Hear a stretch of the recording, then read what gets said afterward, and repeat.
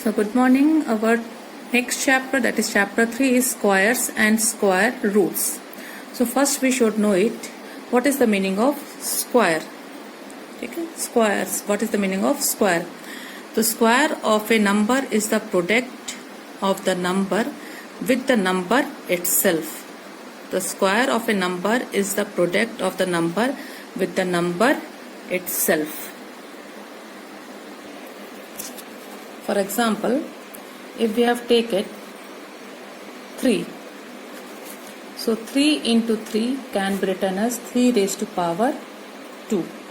Okay, just we have studied in the previous chapter 3 raised to power 2. If power is 2, we call it as a square. We call it as a square. So 3 square, instead of raised to power 2, we call it as a square. So we call it 3 square. Clear? 3 into 3 can be is known as 3 square. Okay. So what is the answer of 3 square is 9. And 9 we call it as a perfect square. Why 9 is a perfect square? Because 9 can be written as or expressed as a product of pair of equal factors. Means 9 can be expressed as a product of pair of equal factors. So 9 is a perfect square. Similarly, 25 can be expressed as a pair of equal factors, 5 into 5. So 25 is a perfect square. Now 49 is expressed as the product of pair of equal factors, that is 7 into 7. So 49 is the perfect square. Now 41 is a perfect square? No. This is not a perfect square because 41 cannot be expressed as a pair of equal factors. Okay. 81 is a perfect square because it is expressed as a product of pair of equal factors. So 81 is a perfect square. Now we'll come to our exercise 3a. Now in exercise 3a, first question is also same. We have to find out whether the given number is a perfect square or not, and find the number whose square is the given number. So first, to check whether the given number is a perfect square or not, we have to find out the prime factorization. So I have taken this first question of, that is 1225. To check 1225, we have to find out its prime factorization. So all of you know how to find out the prime factorization. So first find it out, the prime factorization. First we have divided by 5. So we got it 245, then again by 5, 49, then it is divisible by 7, then we got it 7, then it is 1. So factors of 1225 are 5, 5, 7, 7. So next step we have to make the pair of the equal factors. So 5, 5 is one pair and 7 into 7 is one pair. So 5 into 5 can be written as 5 square. And 7 into 7 can be written as 7 square. So already we have studied the exponent. It can be written as 5 into 7 whole raised to power 2. Okay. And then 5 7 is a 35. So 35 raised to power 2, or we can say that 35 square. And 35 square is equal to 1225. So we have got both the answer. First thing, this is a perfect square, because there is no unpaired number. There is no unpaired number is left.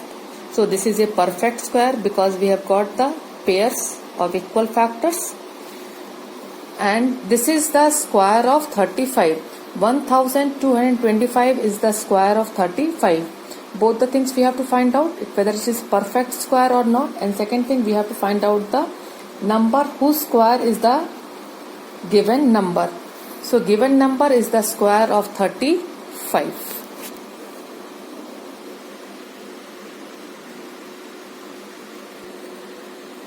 Now question number 3, By what least number should be given number be multiplied to get a perfect number?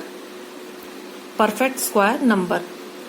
So what least number should be multiplied to get a perfect square number? And find the number whose square is the given number. So first question I am just doing 3675. So first we have to check whether this is a perfect square or not. So if it is not perfect square, which number we have to multiply to make it perfect square, and then the given new number will be the square of which number. So now see, first we have to find out the prime factorization. We have done the prime factorization. All of you know how to do it. Then we have seen the factors of 3675 are 5 into 5 into 3 into 7 into 7. Now next step we have to make the pair of equal factors. So when we make the pairs of equal factors, one pair is 5 into 5, second is 7 into 7. But 3 is left behind without pair. So 3 is left. So which number we have to multiply to get the perfect square? Because 3 is unpaired, so we have to multiply by 3. Clear? Because 3 is remain unpaired, so we have to multiply by 3. Here this is remain unpaired, so we have to multiply one more 3, then it will be a perfect square, because this is also paired, this is also paired, and this is also paired. Now this will be perfect square by multiplying by 3. If we multiply by 3 this number, it will become a perfect square. So we have multiplied by 3 here, one more 3, so it is now paired. Now we got it 5 square plus into 3 square into 7 square. Then square we have taken it out common as we have done in the previous question. So 3 into 5 into 7 raised to power 2 means 3 into 7 in 5 into 3 into 7 whole raised to power 2. Okay. Or when we multiply 5 3s are 15, 15 into 705 whole square. So given number will be the square of 105. Okay. So when we multiply by 3 this number, this will be the square of 105. So given number is not a perfect square because 3's remain unpaired. So what we have to multiply to get the perfect square? This number becomes perfect square. We have to multiply by 3. When we multiply by 3, so now all are paired. 1 pair, 2 pair, 3 pair. So by multiplying 3, it will become a perfect square. This is the square of which number? New number. So we have to take 5 into 3 into 7 whole raised to power 2. This is the square of 105. So new number is the square of 105 and we have to multiply by 3. Our question number 4 is same, but here we have to find out by what least number should the given number is divided to get a perfect square number. And in each case find out the number whose square is the new number. So first question I am going to do 1570. So first we will again find out the prime factorization of 1575. So factors of this are 5 into 5, 3 into 3 into 7. So which number is remain unpaired here? 7. So here we have to find out which number we have to divide to make the perfect square, because 7 is remain here unpaired. This number is unpaired. So we will divide by 7. If we divide by 7, 7 and 7 will cancel. So this number will become as a perfect square. So when we divide by 7, so number will be a perfect square. So when 1575 is divided by 7, it will become a perfect square. Clear? So what will be the factors now when we divide by 7? 5 into 5, 3 into 3. So this is one pair, this is another pair. So this can be written as 5 square and this can be written as 3 square. So again take it square out of the bracket. 5 into 3 raised to power 2. This is 15 square. So the given number, new number, is the square of 15. So when we divide this by 7, whatever is the number will be the square of 15. In this way we have to complete all the questions of exercise 3A. Now your question number 5 is find the largest number of 2 digits which is a perfect square. 2-digit number which is a perfect square. So we know 9 nines are 81 and 10 tens are 100. 100 is a 3-digit number. So greatest 2-digit number will be 81. Okay. So largest 2-digit number which is a perfect square is 81 because 9 square is equal to 81. 9 square is equal to 81 and 10 square is equal to 100. 100 is a 3-digit number. So our answer is 81. Now next question is find the largest number of 3-digit which is a perfect square. Now we have to find out the 3-digit number. So 3-digit number, if we multiply 30 into 30, we will get 900. This is 3-digit number. Whether it is largest or not, again we will check. 31 into 31. 31 into 31 is equal to 900 is 961. Now we can check it. 32 into 32 is equal to 1024. So this will be 4-digit number. So greatest 3-digit number is 961. Now important properties of a perfect square. So all the properties you have to learn by heart. So first property is a number ending in 2, 3, 7 or 8 is never a perfect square. Clear? So number ending in 2, 3, 7 or 8 is never a perfect square. For example, if we take 97, so ending number is 7. So 97 will be never a perfect square. It is not a perfect square because ending number is 7. So you have to remember 2, 3, 7 or 8. If the number ends with 2, 3, 7 or 8, will never a perfect square. Clear? Now we'll go to the next. Next is a number ending in an odd number of zeros is never a perfect square. Now look here. 2000. How many zeros are here? Here 3 zeros are there. So 3 is an odd number. So 2000 is not a perfect square. If the number ending with 56,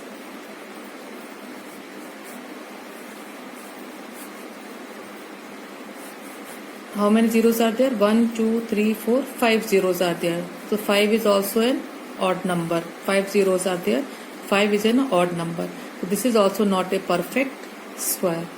So if number ending in odd number of zeros ending with odd number of zeros is never a perfect square. Now property 3 is if a number when divided by 3 leaves a remainder 2, then it is not a perfect square. So when we divide a number by 3 and remainder is 2, then it will not be a perfect square. Now property 4, if a number when divided by 4 leaves a remainder 2 or 3, then it is not a perfect square. Examples are given, you can check it also. Now fifth property is the square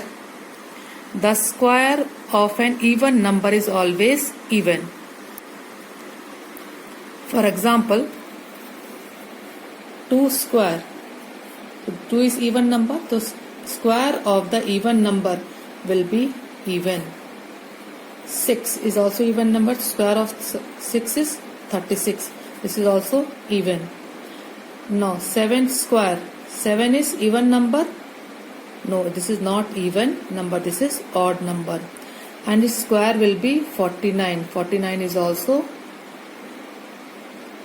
odd number. So square of even number is even. Square of odd number is odd. So this is your next property. Square of the odd number is odd and square of the even number is even. So clear? Remember it. Square of the even number is even and square of the odd number is odd. Now see the seventh property. The square of a proper fraction is smaller than the fraction. The square of a proper fraction is smaller than the fraction. Now take one example. I have taken 4 by 5. Okay, 4 by 5 is a proper fraction because numerator is less and denominator is more.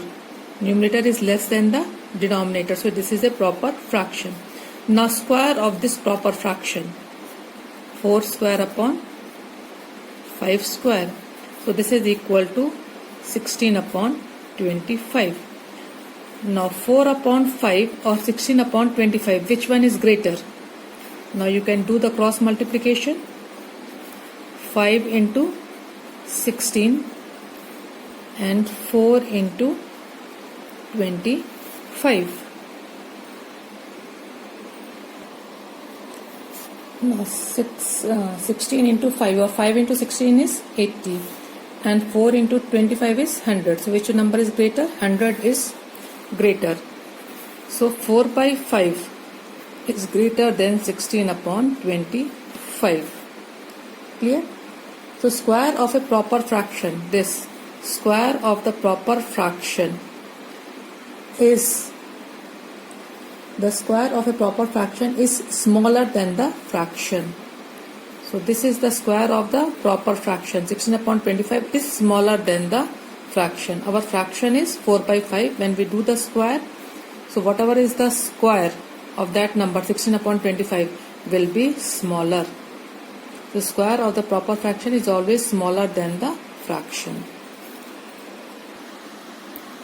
So up to property 7 we have discussed, and next property we will discuss in the next video.